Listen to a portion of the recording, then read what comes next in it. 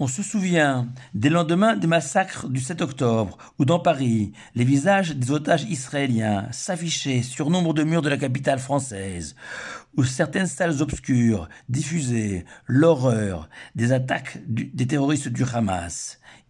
Images bouleversantes destinées à convaincre l'opinion publique de la nécessité d'une riposte appropriée. Presque 2 ans après, les images ont succédé aux images, les vidéos aux vidéos. Ce sont désormais les longues files de femmes et d'enfants gazaouis suppliant pour recevoir un peu de nourriture qui ont envahi nos écrans. Alors où est la vérité? La réponse directement sans vous faire attendre. Chers auditeurs, nulle part. Dans aucune de ces photos ou vidéos, qu'elles soient israéliennes ou palestiniennes. Attention, n'arrêtez pas l'écoute de ces paroles de Torah tout de suite. Mon intention n'est absolument pas de mettre sur le pied d'égalité des terroristes et leurs victimes. Non, je veux juste dire que selon la Torah, une image, aussi forte soit-elle, aussi vraie soit-elle, ne peut être un élément à prendre en compte dans notre compréhension, notre analyse, notre perception d'une situation donnée. C'est ce que Moshe, notre maître, a martelé dans la paracha de Vaïtranan. Au mont Sinaï, l'Éternel s'est révélé aux hommes, aux enfants d'Israël, pour la première et dernière fois de l'histoire de l'humanité. Mais, ajoute Moshe, vous n'avez vu aucune image. Ce jour-là, vous avez uniquement entendu le son de la voix du Tout-Puissant. L'Éternel aurait pu ouvrir toutes les portes des cieux et montrer aux enfants d'Israël des myriades d'anges autour de son trône céleste, utiliser le ciel comme un écran géant pour y diffuser le film le plus extraordinaire sur les plus belles merveilles de l'univers. Non, ce jour-là, l'Éternel s'est contenté de parler. Pourquoi? Car il n'y a rien de plus trompeur qu'une image. Ainsi, Photoshop, ce logiciel capable de modifier toutes les photos ou les transformer, appartient déjà à l'antiquité du monde numérique. L'intelligence artificielle, elle, est désormais capable, en quelques minutes, voire en quelques secondes, mieux qu'une image, de créer un film entier de toutes pièces. Et vous me rétorquerez, à juste titre, qu'une voix aussi, on peut l'imiter, la transformer. Sauf, comme le disent nos sages, Ain roa vozen shomaat. L'œil ne fait que voir, alors que l'oreille ne sert pas seulement à entendre, elle permet surtout d'écouter, shomaat, comme le fameux Shema Israël, écoute Israël, où matin et soir, l'Éternel invite chacun d'entre nous à une prise de conscience de notre rôle sur terre, de la raison de notre venue dans ce monde. Et nous savons comment de réciter la prière du Shema. Nous devons masquer nos yeux, voire les fermer, afin de ne pas fausser notre analyse, notre réflexion par une image. Car la Torah, le judaïsme, la foi ne sont pas fondés sur une émotion générée par une vision quelconque, même celle d'un miracle, aussi prodigieux soit-il. Non.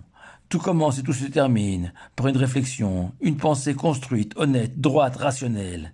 Il n'est pas nécessaire de montrer les choses pour les expliquer, ni de les voir pour les comprendre. Au contraire, l'image est captée par l'œil, qui en hébreu se traduit par Aïn, qui signifie aussi une source, comme si la langue sacrée voulait nous suggérer cette idée que, face à une image, le cerveau a moins le temps de réagir, puisque l'image impacte directement les sentiments de l'homme, sans lui laisser le temps de la réflexion. Comme par exemple, un homme sera forcément effrayé à la vision d'un chirurgien s'apprêtant à opérer un patient, alors que chacun des gestes du chirurgien est pensé, mesuré, destiné à guérir le malade. En un mot, une image, c'est une vision court-termiste de la vie. Une parole, elle, ouvre une perspective à long terme de l'histoire. Et c'est là toute la différence entre Esav et Yaakov, soulignée par notre patriarche Yitzhak. Les mains sont celles de Esav, a affirmé Yitzhak. Pourquoi?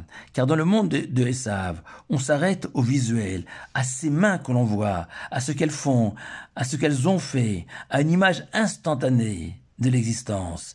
Alors que Yaakov, lui, ce qui le caractérise, c'est bien Kol Yaakov, la voix de Jacob, sa parole, celle que l'on ne voit pas, celle qui a retenti au mont Sinaï et qui nous escorte depuis près de 3500 ans.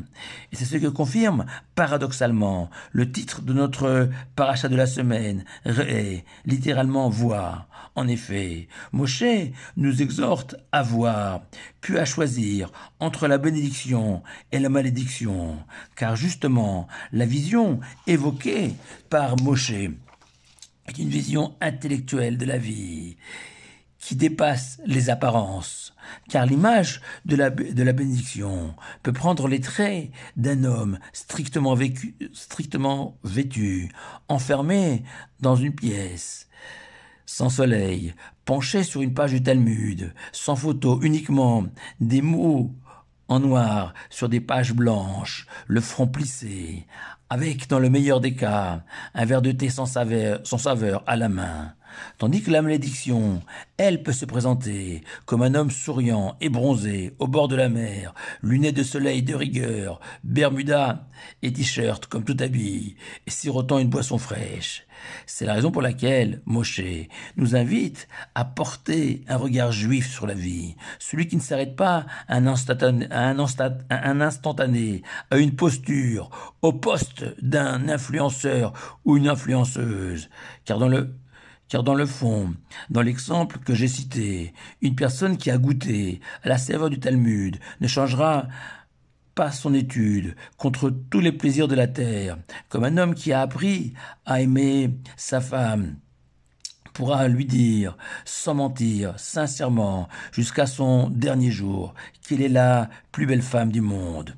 Car apprendre à regarder, c'est aussi apprendre à aimer, à comprendre, et que le propre de tous les sages d'Israël jusqu'à aujourd'hui est justement le fait de ne pas être exposé aux images, ce qui leur permet de distiller les conseils les plus avisés, malgré leur apparente déconnexion de la réalité de notre monde. Alors en conclusion, d'après l'opinion de tous, nous sommes rentrés dans le money time de l'histoire de notre monde. Et plus que jamais, nous nous souhaitons 3 fois par jour, et que nos yeux puissent mériter d'assister, ô toi Dieu, à ton retour à Sion. Et nos sages expliquent que c'est le prophète Isaïe qui nous livre la clé de la fin des temps, puisqu'il enseigne, celui dont les yeux s'abstiennent de voir le mal, ses yeux contempleront le roi tout-puissant dans sa splendeur. Le mal voir, conjuré par Isaïe, inclut en tout premier lieu toutes les images inconvenantes et indécentes de la terre, mais aussi, d'après ses paroles de Torah, toutes ces images, ces vidéos trompeuses qui ne révèlent rien, mais au contraire, nous induisent en erreur. Shabbat Shalom, à vous tous.